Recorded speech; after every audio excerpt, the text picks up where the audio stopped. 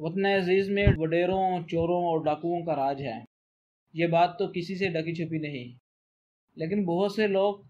इस बात से नावाकुफ़ है कि इस तसल्लुत को कायम रखने के लिए किस किस तरह से हमारी जान की कुर्बानी ली जाती है और कैसे कैसे लोग हमारी जान के दुश्मन बन जाते हैं। और अगर इनके दौरान कोई आदमी उठ के इनके खिलाफ बोलने की हिम्मत करता है तो या तो फातिमा जिन्ना की तरह उसे गद्दार करार दिया जाता है या फिर वो ड्रामेबाज बन जाता है। नाज़रीन, ये मीडिया वो मीडिया है जो वो दिखाता है सास और बहू के किस्से, और ये वो किस्से दिखाता है जो पुरानी सदी के अंदर मुकम्मल हो चुके हैं, ऐसे किस्से जिनका कोई तारफ नहीं। नाज़रीन, आज के दौर में जब मीडिया सिर्फ सास और बहू के किस्से, पठान और पंजाबी की लड़ाइयाँ, हिंदी और पाकिस्तानी की लड़ाई, नफरत की आवाज़ें उठाने वाले इन मीडिया चैनल्स के अंदर एक अगर कोई आदमी मुल्क की खिदमत करता है तो उसे ड्रामेबाज कहा जाता है। और सबसे मज़े की बात यह है कि ये ड्रामेबाज कोई और नहीं बल्कि इस मुल्क का बाइज़्ज़त शहरी है, और एक वफादार शहरी होने की हैसियत से वो इस मुल्क के अंदर नापाक नासूर लोगों को पाक करना चाहता है, ख़त्म करना चाहता है, जिसका मिशन ये है कि वो मुल्क से ऐसे लोगों को ख़त्म कर सके जिनकी वजह से मुल्क के अजीज़ की बदनामी होती है। मेरे बात करने का मकसद इकरारुल हसन है। इकरारुल हसन की शख्सियत किसी तारफ की मोहताज नहीं। इकरारुल हसन की लड़ाई बहुत बड़े बड़े लैंड माफियाज के साथ तो रही है, बहुत बड़े बड़े मुजरमों के साथ उसकी लड़ाई रही है, बहुत से लोग उसकी जान के दुश्मन हैं, लेकिन आपकी बार जहां उन्होंने हाथ डाला है वो कोई और नहीं बल्कि सिंध गवर्नमेंट है। मई 2020 के दूसरे हफ्ते में कुत्ते के काटने से एक बच्चे की मौत का वाकया सामने आने पर इकरारुल हसन ने एक वीडियो बनाई। उस वीडियो के अंदर उन्होंने कहा कि वाने इक़्तिदार के अंदर बैठे हुए हर शख्स को आज मौत आ जानी चाहिए। एक बच्चा जिसे वैक्सीन ना मिली और वो हाइड्रोफोबिया का शिकार होकर मर गया। 9 साल के बच्चे के कत्ल पर कोई भी आदमी ना बोल रहा है, ना ही सिंध हुकूमत के अंदर इतनी गैरत और हमीयत जागी कि वो किसी का इलाज करवा सके। हॉस्पिटल्स के अंदर लोग मर रहे हैं और उनको वैक्सीन तक नहीं मुयस्सर। जब ये वीडियो मंजर आम पे आई तो सईद गनी ने उसे रीट्वीट किया और इकरारुल हसन को ड्रामेबाज करार दिया गया। और ये कोई पहली बार नहीं हुआ। इस मुल्क के अंदर हर आदमी जिसने मुल्क की खिदमत करने की कोशिश की या तो वो गद्दार था या वो ड्रामेबाज। लेकिन इकरारुल हसन ने उनके चैलेंज को कबूल किया और तस्लीम किया कि मैं हो सकता हूँ ड्रामेबाज हूँ, आप तो मुल्क की खिदमत कर रहे हैं, आए आपके हल्के में चलते हैं, वहां पे जाके देखते हैं कि किस किस जगह पे आपने मुल्क के अंदर पिछले 15 से 20 साल में क्या क्या तरक्की की। कहीं और नहीं चलते, सिर्फ आपके हल्के में चलते हैं जहां आप 15 साल से हुकूमत कर रहे हैं। और इकरारुल हसन ने न सिर्फ बात की बल्कि वो अपने मीडिया टीम को साथ लेके वहां पे पहुंच गए और उन्होंने वहां से बहुत से लोगों, बहुत सी जगहों की वीडियो बनाई। अस्पतालों के अंदर कचरा, गली मोहल्लों के अंदर कचरा, गंदा पानी, फिल्टर प्लांट नहीं, और स्कूलों के अंदर गधे, इंसानों को पढ़ाने की बजाय गधों को पढ़ाने की मशक्कत की जा रही थी। जानवरों को समझाने की कोशिश की जा रही थी कि वो किस तरह वडेरों और डाकुओं को वोट दें, किस तरह उनके तसल्लुत को कायम रखने में अपना खून, अपनी जान और अपने बच्चों की जान कुर्बान करें, और किस तरह वो इस मुल्क के अंदर अपने हक के लिए आवाज़ ना उठाए, और किस तरह वो इस तसल्लुत को कायम रखने के लिए दिन रात एक करके मेहनत करें, और जब उनका खून मांगा जाए तो वो अपना खून पेश करें। जी हाँ नाजरीन, गधों को पढ़ाया जा रहा था और उस कौम के बच्चे अनपढ़ पैदा हो रहे थे और अनपढ़ मर रहे थे। लोग सिंधी और बलोची के झगड़े में एक दूसरे को कत्ल कर रहे थे और सईद गनी के हल्के के अंदर स्कूलों में गधों को पढ़ाया जा रहा था। इकरारुल हसन ने वीडियो बनाई, वीडियो बना के सोशल मीडिया पे डाल दी और अपने ट्विटर अकाउंट पे शेयर किया और चैलेंज किया कि क्या आप अपना कैरियर तबाह कर दें या मैं अपना कैरियर तबाह कर देता हूँ, या तो आप मेरे साथ अपने हल्के में चलें अगर आपने वहाँ पे काम किया हो। ये जो चीजें मैंने पॉइंट आउट की हैं, अगर ऐसा नहीं है तो मैं सहाफत छोड़ दूंगा, लेकिन अगर ऐसा ही है जो मैंने वीडियोस बनाई हैं, अगर ये आपके हल्के की वीडियोस हैं तो आप सियासत छोड़ दें। सईद गनी ड्रामेबाज तो नहीं था, सईद गनी गद्दार भी नहीं था, सो उन्होंने अपनी मशीनरी को इस्तेमाल किया और इकरारुल हसन को दबाव में डाला और इतना दबाव डाला कि इकरारुल हसन को माफ़ी मांगनी पड़ी। उनकी माफ़ी सामने आने पर उन्होंने 48 घंटे के बाद उन्होंने माफ़ी मांग ली, तो कुछ लोगों ने समझा कि इकरारुल हसन की शिकस्त और सईद गनी की फतह है और उन्होंने ट्वीट करने शुरू कर दिए। थोड़ी देर बाद इकरारुल हसन ने ट्वीट किया कि उसके ऊपर उसने लिखा कि जो लोग अपनी तारीफी ट्वीट्स को रीट्वीट करके अपनी तारीफी कलमात को सुनना पसंद करते हैं उनको किसी नफ्सियाती डॉक्टर की जरूरत है। इकरारुल हसन आजकल मीडिया आताब में है, वो उन्होंने अपने एहसास डिक्लेयर किए जब ये मसला खड़ा हुआ, और न सिर्फ ये बल्कि उन्होंने एक वीडियो बनाई जिसके अंदर उन्होंने ऐलान किया कि अगर मेरी मौत होती है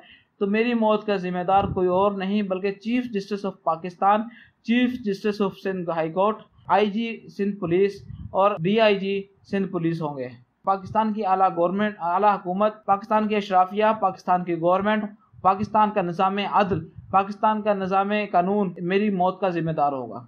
उन्होंने लिखा कि मैं हर रोज़ अपने घर से निकलते हुए अपने बच्चे को आखिरी बोसा देकर निकलता हूँ कि हो सकता है ये एक बाप का अपने बेटे को दिया गया बोसा आखिरी बोसा हो सकता है कि अपनी बीबी को मोहब्बत की नजर से देखने वाली नजर आखिरी बार उठी हो सकता है अपनी माँ के कदमों को छूने वाले हाथ आखिरी बार झुके हों,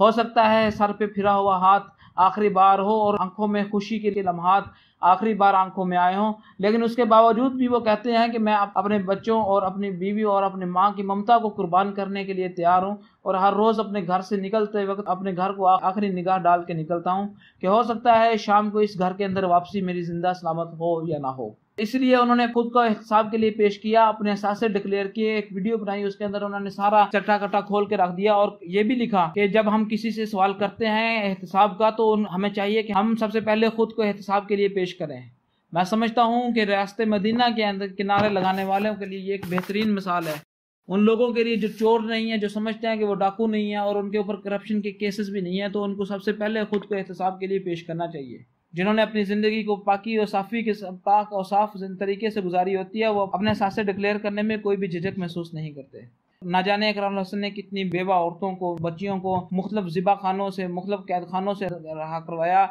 न जाने कितने लोगों को उन्होंने पीरों के तसल्लुत से आज़ाद करवाया, न जाने कितने रेस्टोरेंट्स के ऊपर छापा मार के जाली खाने बेनकाब किए। लेकिन एक वाकया जो इनकी मौत का खास तौर पे बायस बन सकता है, 2017 में की जाने वाली कार्रवाई के नतीजे में जाली डीएसपी की गिरफ्तारी थी। पिछले दिनों वो जाली डीएसपी जमानत पर रहा हुआ और उसने सरेआम इस बात का ऐलान किया कि मैं टीम सरेआम को देख लूंगा। जब ये बात सामने आई तो इकराम हसन ने बाकायदा तौर पर वीडियो बनाई और उसके अंदर उन्हें गवर्नमेंट से मुतालबा किया कि उस आदमी को पकड़ा जाए और उस आदमी के खिलाफ बाकायदा कार्रवाई की जाए। हमारे पास वीडियोस भी सबूत मौजूद हैं, लेकिन इसके बावजूद जज ने उसे जमानत पर रिहाई किया। ये इस निज़ाम अदल के मुंह पर तमाचा है। 29 जुलाई 2020 में उस आदमी को रिहाई मिल गई और उसने अदालत के अंदर खड़े होकर कहा कि मैं टीम सरेआम को देख लूंगा। और फिर पिछले दिनों टीम सरेआम के एक कारकुन को पकड़कर तशद्दुद करने की कोशिश की गई और उसे कहा गया कि मैं तुझे टुकड़े टुकड़े करके मारूंगा, लेकिन अभी बचाने वाले ने फैसला बचाने का किया हुआ था, इसलिए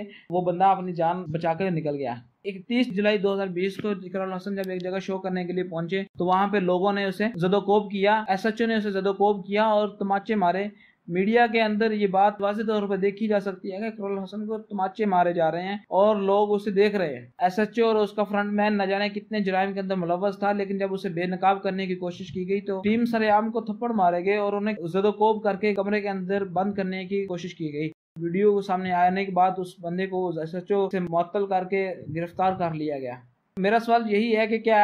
इस मुल्क के अंदर यही सिस्टम ऐसे ही चलता रहेगा? क्या एक ही आदमी उठेगा और वो ही उठ के इस मुल्क को, निज़ाम को बदलने की कोशिश करेगा और बाकी उस वक्त तक सोए रहेंगे जब तक आग उनके घर तक नहीं पहुंचेगी? क्या गली के नुक्कड़ पे लगने वाली आग को उस वक्त बुझाया जाएगा जब वो आपके घर के दरवाजे पे आएगी?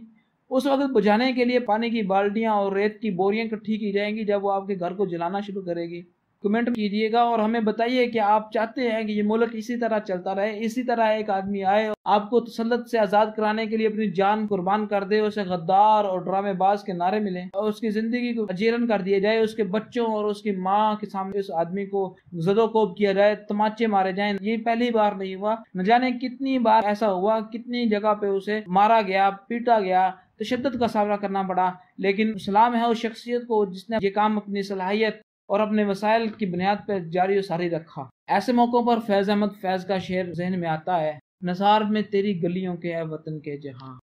चली है रस्म के कोई नसर उठा के चले, जो कोई चाहने वाला तवाफ को निकले, जिस्मो जान बचा कर चले, नजर झुका कर चले, जिस्मो जान बचा कर चले।